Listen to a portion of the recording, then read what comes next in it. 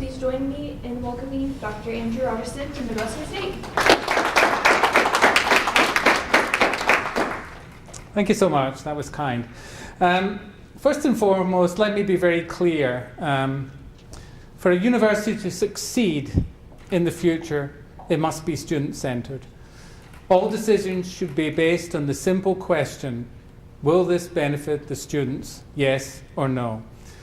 And increasingly difficult choices will have to be made as education across America struggles to deliver higher education that is meaningful and affordable. So what do I mean by that? Well, the four words that characterize higher education today are access, opportunity, success, and affordability. The challenge for the next president of MSU is to address these and to increase them all. And that is going to require change because US universities are not doing so well. We used to be first in the world in terms of higher education attainment by young adults. Now we are 12th amongst developed nations. State and federal funding is being reduced, so tuition is rising, and student debt is now over a staggering $1 trillion. And this is worrying because there are many risk factors affecting student success, but the biggest is when students are financially challenged. If you come from a family with an income of $80,000 or more, you may have an 80% chance of graduating in 6 years by age 26. If your family income at the other end is below $30,000, your chances drop to 11%. Not surprisingly, students are becoming more thoughtful about the reason for taking out loans and starting to ask the question about the value of a college degree. Last year, enrollment numbers dropped 2% across America from previous years. This is the first significant drop since the 1990s. Here at MSU, enrollment has gone down about 700, I believe, students since last year. It also doesn't help that unemployment of college graduates is at an all-time high. Thomas Friedman, in his latest book, That Used to Be Us, stressed that universities need to prepare all students for careers in which they not only do assigned tasks, but offer something extra. For everyone to find his or her extra will require both education, more education, and better education. But enough on what's wrong with education. This new president needs to be a change agent who can make MSU the preferred destination campus for Texas and improve opportunities for all students here at Midwestern. And that brings me to why MSU. I'm a firm believer in the value of a liberal arts and science education. I spend a lot of my time asking employers, what would you like in your future hires? And it's clear that employers don't want students just prepared for narrow workforce specialties. 21st century education must prepare students to work with unscripted problems. In a recent survey, 87% of employers said they would be more likely to consider hiring a candidate if he or she had completed an advanced comprehensive senior project. This is a powerful way to help students integrate elements of education and apply learning in meaningful ways. It's the kind of extra in a degree I just mentioned. Liberal education prepares students to understand and manage complexity, diversity, and change. Students with a liberal education gain broad knowledge in science, culture, and society, and in-depth knowledge in a specific area of interest. They develop high-level transferable skills, including communication, evidence-based reasoning, and problem-solving as well as proficiencies particular to their field. The next president needs to find out if MSU is really delivering this education to the students. A recent book, which was entitled Academically Adrift, showed that 45% of students across America made absolutely no progress in critical thinking skills over 4 years of college. In fact, a staggering 28% came out with fewer thinking skills than they went in with. Perhaps the most compelling argument for liberal education is we have no idea what the job market will look like in 5 years' time. So we must educate students broadly and give them transferable skills. At Sonoma State, where I work, I've introduced skill-based certificates to enhance degrees. These give students specific skills that are job-related, such as social media in the workplace, conflict resolution, website design, or data handling. So regardless of the degree, this can be the extra that you need to get a job. Likewise, I've introduced a co-curricular transcript where students get recognition for out-of-classroom learning, such as leadership, community service, an internship, or study abroad. These are the extras I've been mentioning, and these are the extras that can get you employment. In addition to giving you an appropriate education, your new president must also address graduation success. Across the nation, the 6-year graduation rate is only 56%. Here at MSU, the 6-year rate is 40.3%, although 33% of students are transferring out to other institutions. Of greater concern, underrepresented minority students have lower success rates, a pattern consistent across this nation. This is known as the achievement gap. And as the number of underrepresented students grow, we must do business differently. And the good news is that universities can make changes to help students succeed. I know of at least 20 universities across America today with no achievement gap. MSU has to be one of these. What do they do differently? Well, quite simply, the first thing they do is they make it an institutional priority. Every decision is made on the basis of, will this help our students graduate, yes or no? The second area they use is data-driven decisions. You try something, does it help graduation rate? Yes or no? You need data. If it helps, keep it. If it doesn't help, let it go. They also have very clear roadmaps in advising. Much as we like to pat ourselves on the back as administrators and feel that every university does a wonderful job of advising students about a pathway through a degree, the reality is we do a bad job of advising. Many students don't come for advising. Many students would rather talk to their friends in the dorm about what should I do next. We need to do a better job of advising and giving students a clear roadmap through the 4 or 6 year degree so they don't get lost. We must also engage faculty to solve these problems. Some of you are working during the day and you can't come to class at 11 o'clock in the morning, or you can't come anytime between 9 and 5. So there are different models of education we must explore. Perhaps we put on evening classes. Perhaps we put on weekend classes. Perhaps we do more exploration of distance education and make classes available online. Or we do a bit of both and do what's called hybrid programming, where part of your course is online and part of it is at the university. And the final piece of those successful universities is they never give up. There's a wonderful case study of University of New Mexico, where they contacted 2,000 students who had left after 90 units for no good reason. They managed to bring 1,000 of those students back, and they graduated. Never give up on your students. And finally, let me share another example of how universities can choose to do business differently to help students succeed. A recent Gallup poll identified 6 elements of the college experience that had most effect on student success.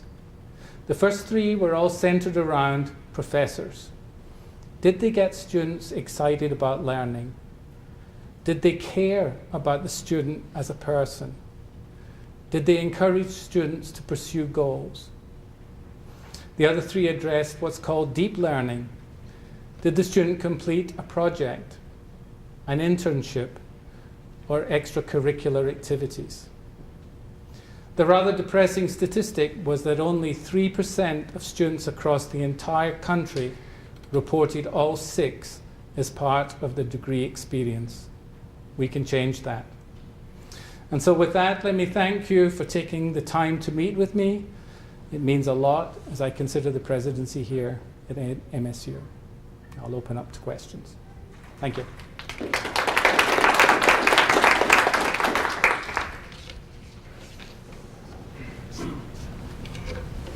Dr. Rogerson, welcome to MSU. Thank you. On behalf of the students, my name is Jesse Brown.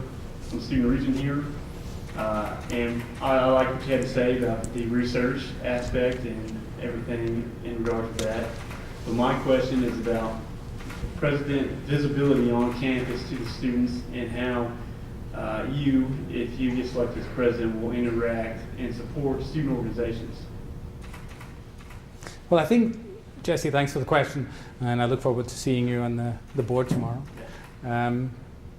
I think it's a rather easy one to be visible on this campus. It's not a large campus, and I think if you've got a gregarious president who's willing to even say good morning to students as we walk across the campus, that in itself makes the president visual. And I would hate to think I would be the kind of president that the students don't even know that I'm the president. So that aspect of being visual on the campus very much fits with my nature.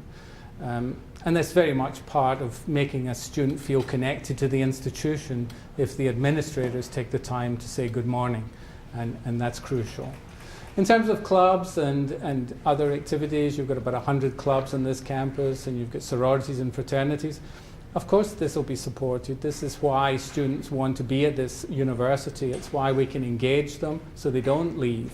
And so, although a lot of this would be handled through student affairs, which is the realm of student affairs, they would definitely have my promotion of increasing this. And I would go to events, and I would go to basketball games, and I happen to know an awful lot about football, having been to Marshall and Fresno, I know, despite the Scottish accent.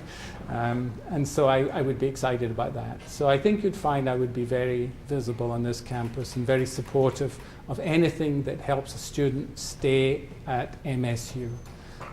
When we struggle with headcounts and dropping enrollments, the easiest way to address that is to keep students here. The head count stays high. The reason that we've lost the edge and we're down to 5,700 students is we've lost a lot, 33% leave.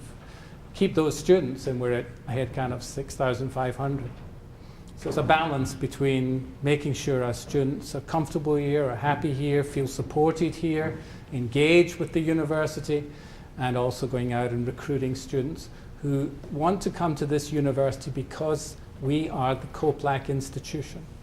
And I am so comfortable with that message of being able to sell it to potential donors, to the community, to future students, to parents, to elected officials. We have to educate them that this is the education for the future.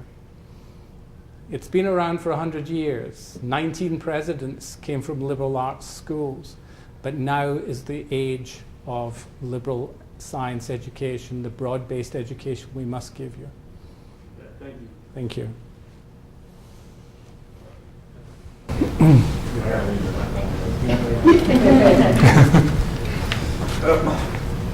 Thought I would get my question out of the way since I got to head out pretty soon. But my name is Clayton Brown. I'm a junior mechanical engineering major here. I'm also the president of Kappa Alpha Order fraternity. My question, I guess you sort of answered it in regards to Jesse's question, but would you support an extended Greek life program bigger than it is right now? Right now, we have a Greek and housing incentive, our Greek housing initiative program, and we really need support from the university to grow as Greek life. And we really think, as a community of fraternities and sororities, we could help the retention rate at the university and the overall student experience. So just how much would you support extending the Greek life program here?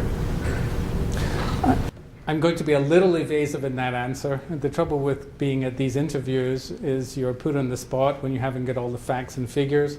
I've had a little inkling that there is a move to increase Greek life on this campus. My first impression is that that seems like a worthwhile goal, because you are right. A large number of students will go because of these organizations to our campus, and they will certainly stay and be engaged.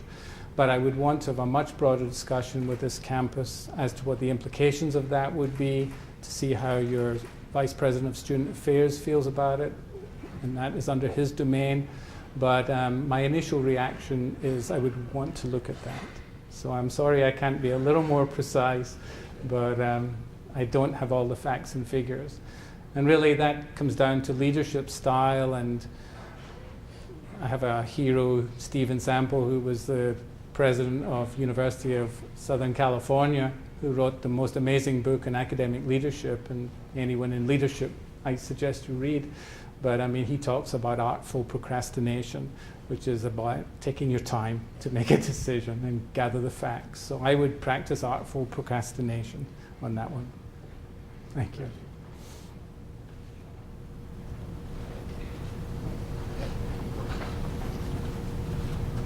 Hello, Dr. Rogerson. My name is Marco Torres, and I'm a member of student government. I'm a senior class senator, as well as the chairman of the campus culture committee here at MSU. And I'm not sure if you're aware of it or not, but here at MSU we have a high population of Caribbean students, African students. And so my question to you is, how do you not only ensure but promote the cultural diversity here at MSU? Sounds like you're doing it. But I know that wasn't your question. This diversity question, of course, is coming up time and time again, because all across America, every university is seeing increasing diversity. So it's not about how would you increase diversity on your campus at the student level. That is happening anyway. The statistic that's out there is by the year 2040, more than 50% of the American population will be people of color. So this is the population, the new population, that is coming to the universities. What we must do about it is we must make this campus ready for handling that diversity. And a large piece of that is to start incorporating it into the curriculum, to really emphasize that we value diversity, and to have our students not only relate to the importance of being tolerant, we want to move way beyond that and get to the situations where they really celebrate that diversity and realize that this is a national resource for America to have this kind of population. And that education really has to be in the realm of the universities. So a lot of what we'd be talking about are integrating diversity topics into the curriculum, and that would involve the faculty to do that. We must also have a campus population, if you like, at staff and faculty levels that mirrors the incoming diverse population of students. And so we need to work hard, as we're all trying to do, to increase diversity in the staff and in the faculty. And that's something every university is struggling with across the states. We must pay attention to campus climate. We must be a welcoming campus to all students of all forms of diversity. And that requires institutional change. So there would have to be some leadership addressing campus climate issues. Again, to move beyond the feeling that we just want everyone to be comfortable with diversity, to get to that point where we really value it and want it. And the final piece of it is all academic. We must do a better job of making our underrepresented minority students graduate on equal par with white students. We're at least 10 or 15 percentage points below in terms of graduation rate. It's not acceptable. This is the new America that's coming. This is our future. We have to do a better job of reaching out and making those students in particular successful. That's called the attainment gap. We must lose that. And it can be done with institutional change.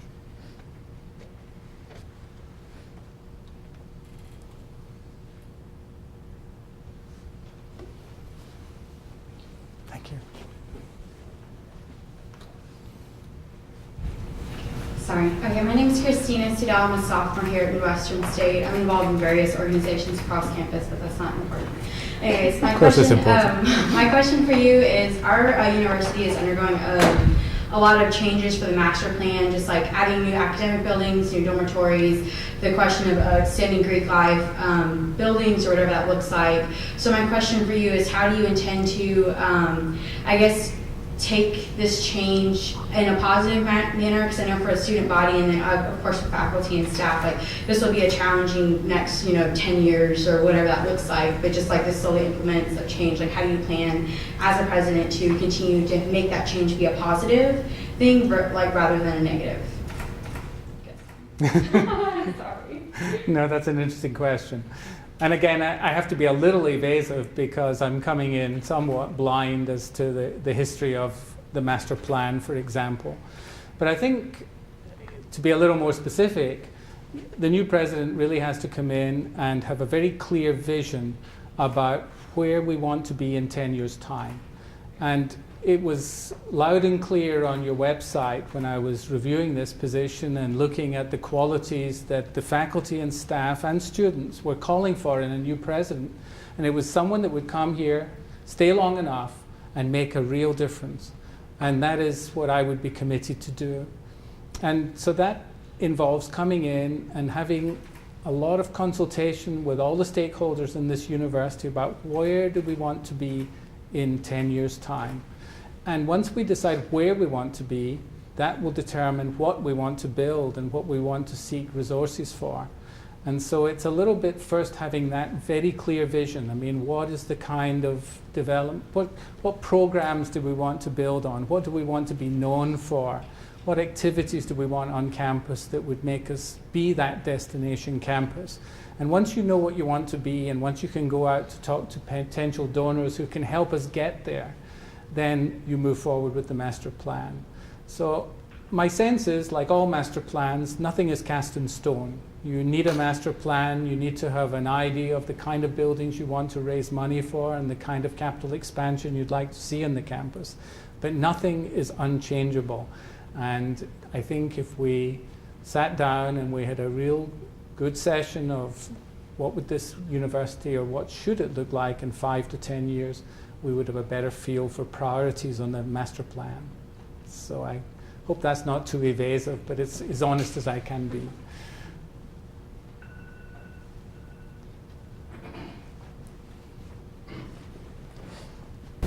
Hi, my name is Tyler Blocker. I'm a senior and also a member of the Kappa Alpha Order. Aside from the master program, master plan or whatever, I was wondering what would you do in upgrading MSU's accommodation, more specifically updating or bringing in new technological equipment for students or faculty, and also integrating that into classroom setting as well. Sure.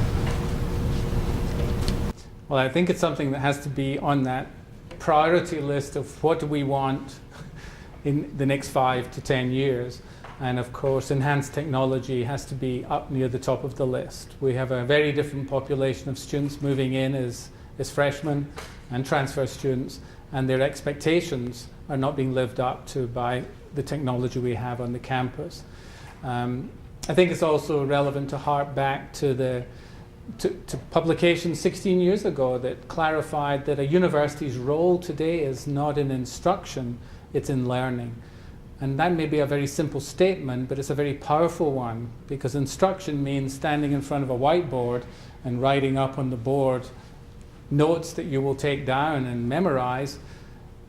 Learning is very different. Learning is taking all that information that is so available now in the World Wide Web and doing something imaginative with it. And that is what should be happening in classrooms today. And that imaginative piece is usually called collaborative learning and occurs in a very technology-rich classroom. And so that's where we want to be. We want to have different tools in the classroom. We want to have students doing project-based learning in small groups, competing perhaps with a group across in another group, in movable furniture, in high-tech classrooms. But that takes investment. And I think your next president has to put it on a priority list, and that's something that someone in the community might want to help with. There could be industry out there that want to help with it. There could be a private donor that can get behind it, because the message is powerful. The days of just putting up information on the board are gone. We need students to be able to do something imaginative with that information, and that's where technology-based learning comes into its own. And that's where we need to be. And if we're going to produce graduates who really can problem solve and not just talk about it, which gets back to the worrying statistic of academically adrift, where most students are not learning anything in terms of critical thinking, then we need to be the university that changes that. So I'm not saying when we're getting the technology or how we can upgrade it immediately, but it needs to be a top priority, and it probably is up to the president to find dollars to make it happen.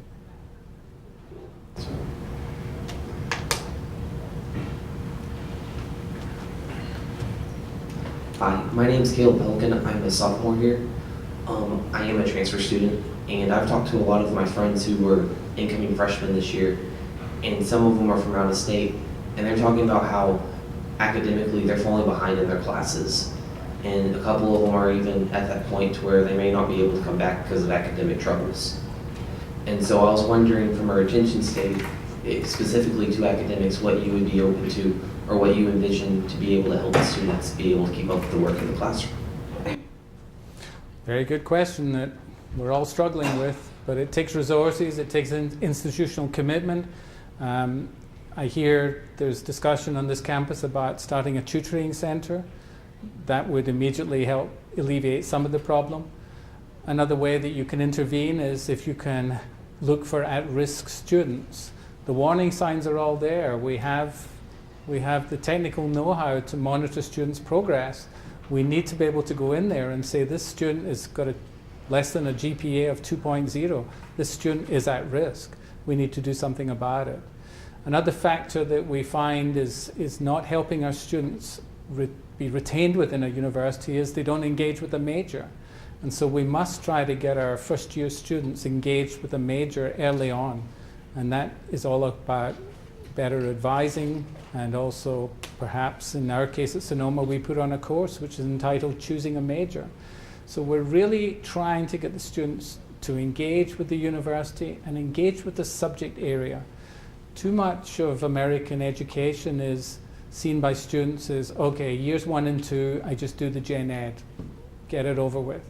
Years 3 and 4 I do the major. That's wrong. We must get students engaged with the major they're interested in within that gen ed first and second year. And that can be done so that we really turn them on to learning about the subject that they came to this university to study. But a lot of what you're asking about is, where will we get that money to make those things happen? They're not vast sums of money, but it has to be a priority. We're being held up by the federal government now about accountability measures. You can go on the Department of Education scorecard. I encourage any one of you to do it here. You can look up every university in America, and it will tell you what their graduation rate is. It will tell you the success rate of their students. It will even tell you soon, the data is not there, how much students are earning in their first job. These are all accountability measures which will determine performance-based funding for universities across America. It's coming. So we need to make you successful. This should be good news to all the students in this room. The pressure is on the administration. We need to make you successful. But we want to make you successful because this is a student-centered university.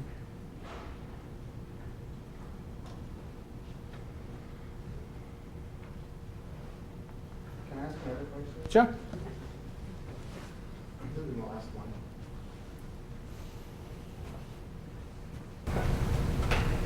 All right, Dr. Rogerson. As you can see here at MSU, we do have a big problem with student involvement, and it really is an issue. So my second question to you is, how would you encourage students to become actively involved in all aspects at MSU to truly make it our university as our motto states? Because our motto is, it's my university, make it yours. Yeah, it's a good question.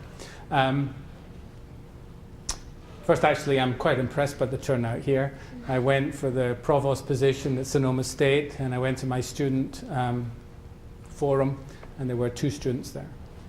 So this is actually quite gratifying. Good student involvement. But on a serious note, I think we struggle as well at Sonoma State to get students engaged of what we call co-curricular learning, which is out of classroom learning. We want them not just to be on the campus and in class learning from professors.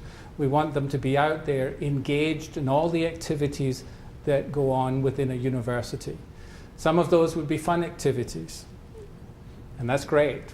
You should be able to go to concerts and bands. But some of them will be educational experiences where we would want students to participate more. Lecture series, for instance. And so we've instigated, or we're in the process of it, and I'm not getting any pushback from faculty, and I'm getting huge support from students, about trying to put what's called a co-curricular transcript together. We're not unique in America, but not many universities do it. So this is not for credit. You would still have a transcript that shows all the courses you did with the grades you got. But at the bottom, there would be co-curricular activities. And the way we're looking at it, there are 6 blocks you would get recognition for. And one block would be in leadership. One block would be in, for instance, community engagement or service. One would be internships. One would be study abroad. And a couple more. But you get the idea. So if you participate in campus life and in areas that have been deemed learning by the faculty, then this would be reflected in your transcript. And that would be huge for future employers. How nice would it be to be looking at a psychology graduate who's been involved in X number of hours of leadership on the campus? That's going to get them a job. So we're trying that way at Sonoma State, and I think there's a model to do something like that here. Because I can assure you, participation on Sonoma State campus for activities that have got learning associated with them are worse than in this room. So, but there's great interest by the student body now, if they got it reflected, that they would participate. A good example, another one, which actually was the reason I started to think about this and have now made the move to make it happen. We have a phenomenal concert hall called the Green Music Center.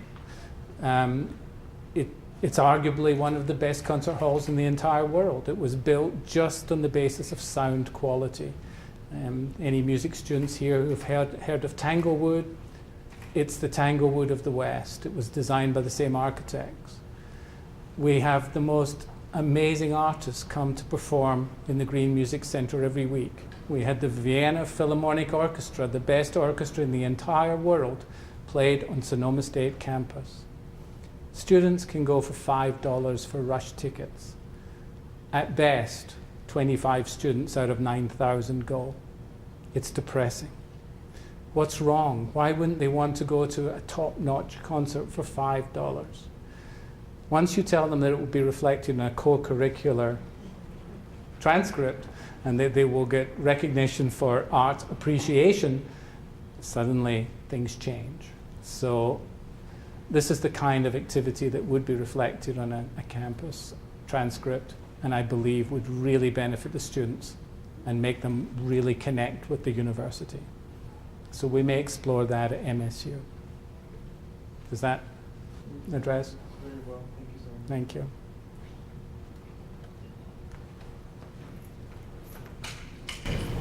My name is Nikita Fields. Earlier I remember you mentioning the student debt. What do you think is the most pressing issue with financial aid, and how would you advocate the issue as president? Yeah. You'd have to make me president of the United States, unfortunately. Because that is the most pressing. I mean, so be really clear about what's transpired in the last 5 years, say. Although maybe it started with the Spellings Commission. In 2006, there was a commission put together by the Department of Education under Margaret Spelling, and it's become famous and known as the Spelling Commission. And in it, we started to hear about the failings of higher education. The failings were right there. Costs were rising faster than inflation. Less students were actually graduating than had ever graduated before. More students were going to college, but more students were leaving. And finally, the workforce were saying, you're not educating our students adequately. Students couldn't read or write well enough to satisfy employer needs. and they didn't have those critical thinking skills that all universities were professing to have. This had a huge impact on higher education. What followed were a whole slew of books on the subject, and it of course piqued the interest of the federal government, who had been handing out billions of dollars every year on Pell Grants. Pell Grants being the biggest source of federal funding to help students through their higher education tuition. And so they really started to question whether we were just putting money down the drain by handing out grants to so many people who were going to fail. 56% graduation rate is not very successful when you're investing billions of dollars in a program to help students attain a higher education. And that's where this whole idea of a scorecard came from, and accountability, and we will only fund universities who are doing, quote, a good job. Now, this is highly controversial, and presidents all over America are fighting about this and trying to defend their situation against intense pressure from governments and from state legislatures. But there are now many states across America who are looking at these scores and saying, we will only fund our universities who are doing a good job.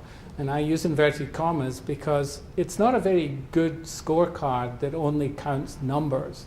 Numbers of students who graduate in 4 years, number of students who graduate in 6 years. Nothing is being mentioned about quality. And so when you're being driven by your funding to generate more student success in terms of numbers out, that doesn't necessarily mean they've received a good education. So that's where the debate is at the moment. But be very clear, there's huge interest in being more accountable about how we're spending money on education. And this is something that the new president of this university needs to be very aware of and look at very closely. But again, the answer isn't just about giving everyone an A, passing them and sending them out the door.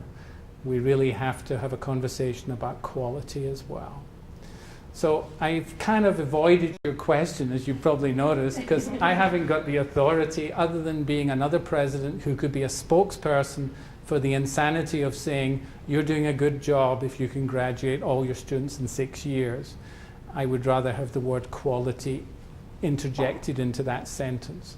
And that would be my contribution to the future of higher education, but it really is coming at a much higher level from state legislatures. But it's an interesting time in education. Your Pell Grant now, by the way, only covers 31% of your entire educational cost. In the 70s, it covered 75%. So there's just not enough money anymore to give you the help you need to make you succeed. And when we go back to the reason most students fail, it's because of financial hardship. It doesn't help to be only given 1/3 the cost of your education. You're setting students up for failure. And they're the students who then go out and borrow more money because they didn't get enough in their Pell Grant. Pell Grant recipients are the largest group of borrowers of federal money. Too much information, I know. So it keeps me awake at night.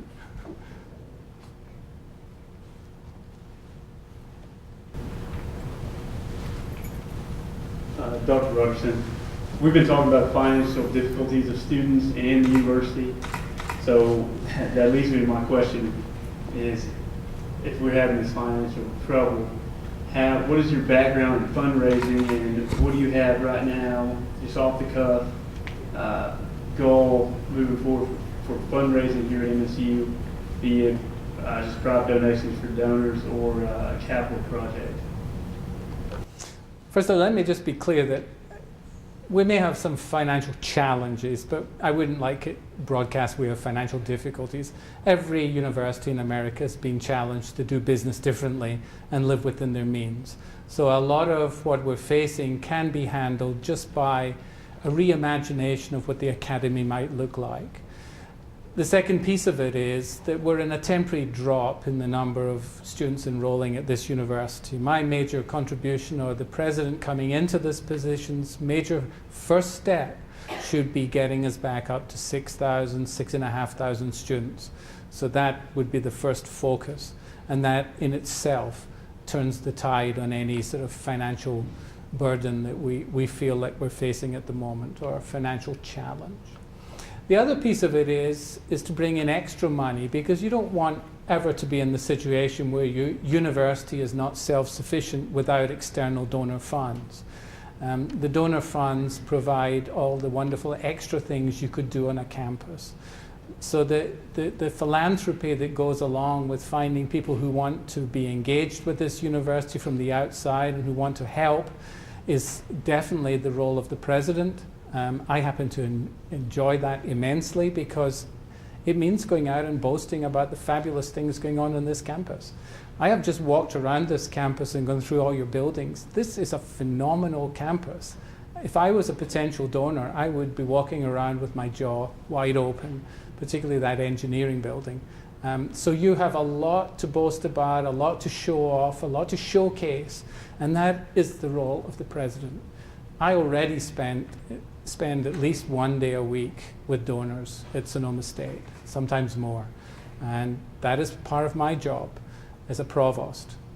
The job of the president ramps it up. He should be spending, or she should be spending, 2-3 days a week talking to donors, talking to elected officials, making the case that this university is the shining gem within the whole Texas system.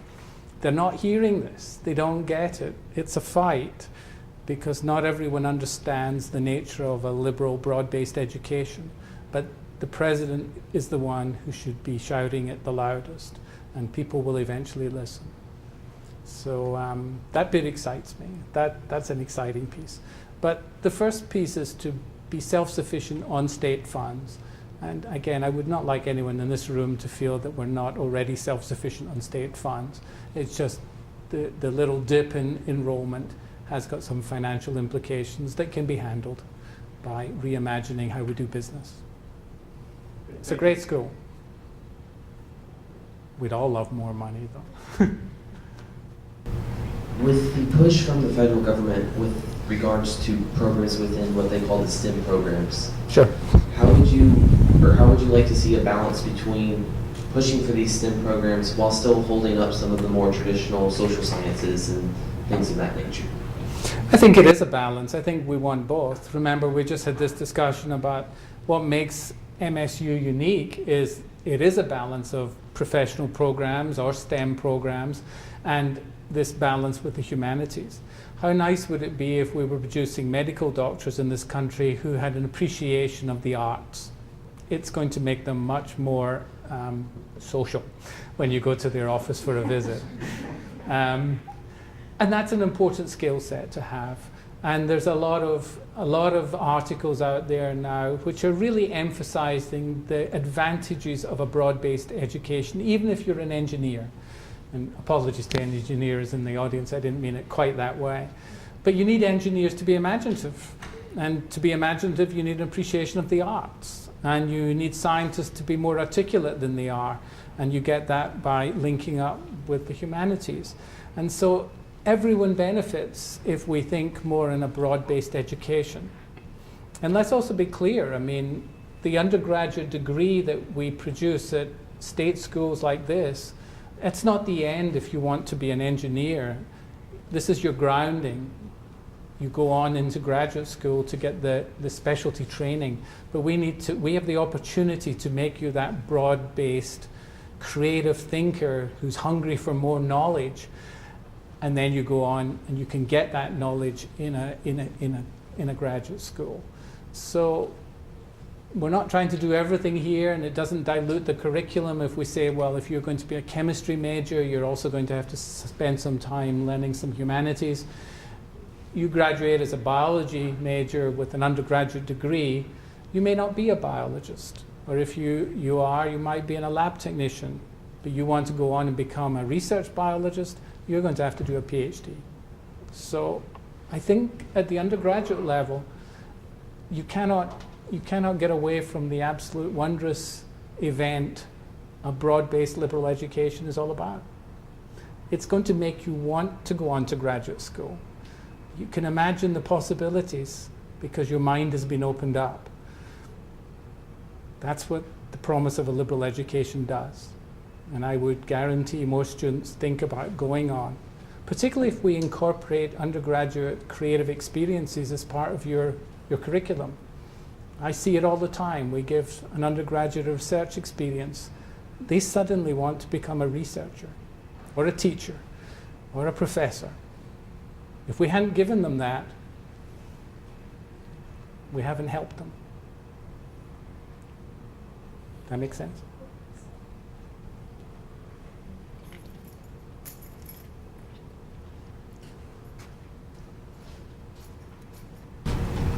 Good day, my name is Suprema Polio. I'm a senator for the Caribbean Student Organization. MSU is partly considered a commuter campus or a baseline campus where many students come for like the first year and then they move on to like Texas A&M or some other university. What would be your plan in improving the retention rate in that aspect? And do you think that increasing the GPA requirements will also help increase the caliber of students who come to the school? Because like as you said earlier, I'm a chemistry major, and to get a scholarship in the chemistry department, I need to have a 3.0. To do research, to get that scholarship, I need to have a 3.0 above, but the school's GPA is 2.0. So what do you think when it comes to GPA also? Thank you. Wow. I could get in trouble with the chemistry department. In terms of retention, I mean, we just have to try and get students who engage. We've had this conversation before, but if we can get them engaged with the campus so that they can engage either with the professor or they engage with their subject area, or they engage with the life of the campus, then we may be able to retain them. And I don't know the reason why 33% of our students are transferring out before they finish. It's a very high number. Part of it is because of Shepherd Air Force Base, because students will start there and then they get posted and they will leave. So it's maybe a little bit of a flawed statistic, but it's still quite high and it bears looking at, and the new president needs to look at it and take a hard look. As for the GPA requirement, I don't know. That really is one for the chemistry department as to why they set the GPA so high for that. I believe, and I'm just being philosophical now, that regional state schools have an obligation to bring in students who have a reasonable chance of success. I hesitate to say what that GPA should be, but I also firmly believe that once we've let them through the door, it is our absolute obligation to do everything in our power to make them stay and succeed. So that's not quite addressing your question about what level should we give out a scholarship, but the university has to change so that we really do give every student deserving of a chance the best chance we can give them. And that has always been my philosophy for how a state school should operate. It's why I would like to be part of a state school. I've worked in research R1s, I've worked in private schools, and I love state schools for that very reason.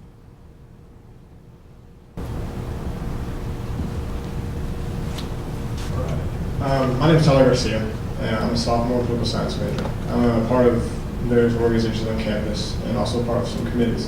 One committee I'm actually on is a first-year task force for freshmen, and that was designed to design ways to improve retention rates for freshmen on campus. So we were saying this whole conversation.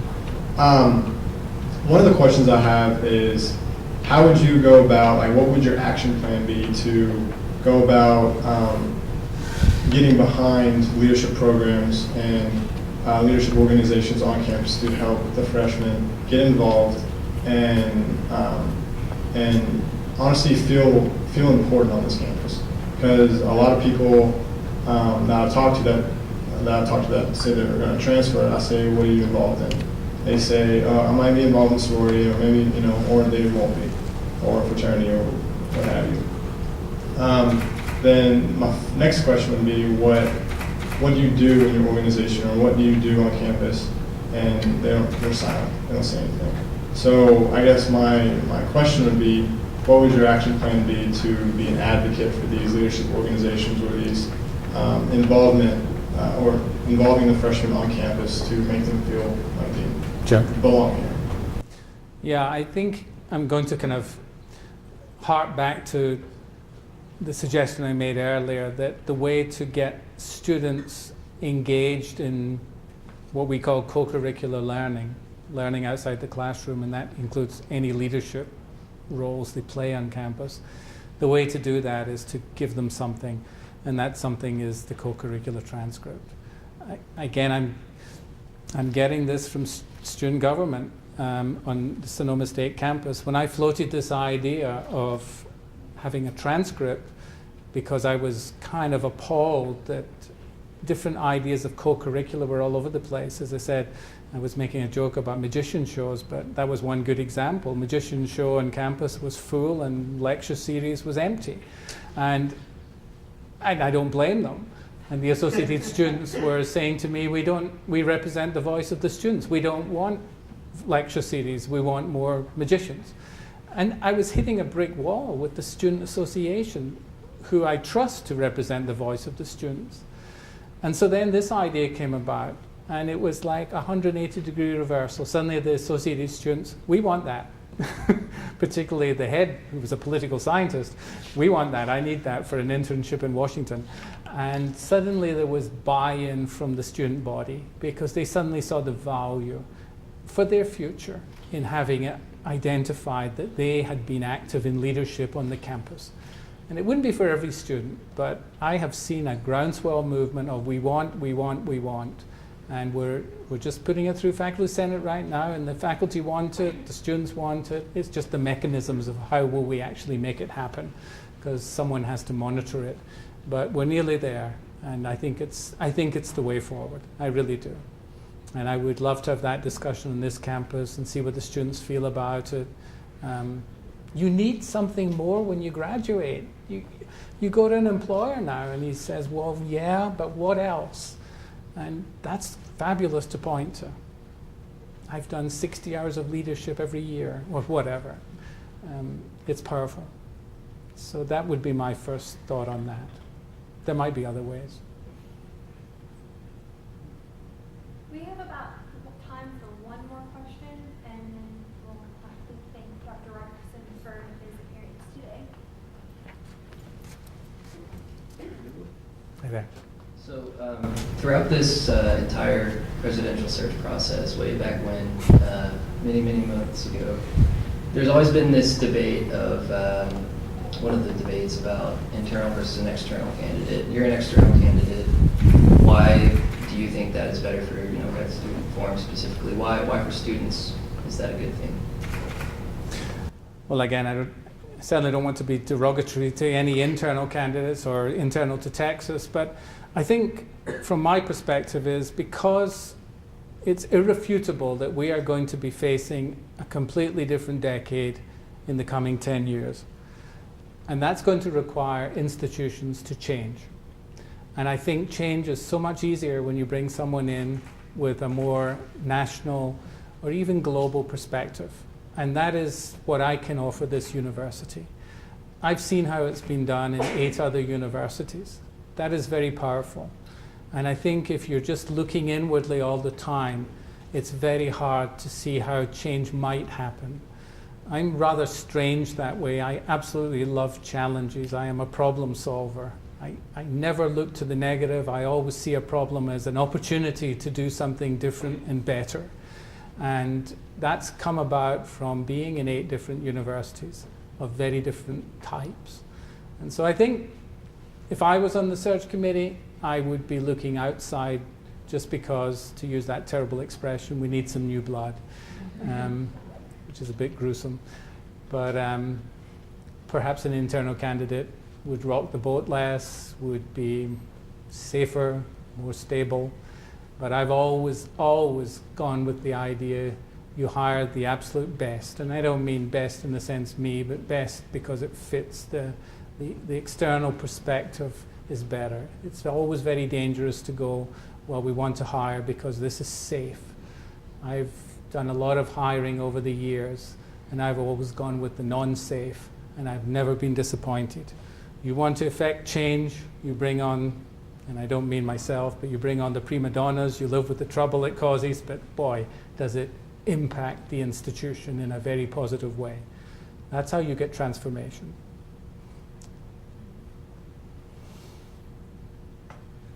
Okay, thank you so much.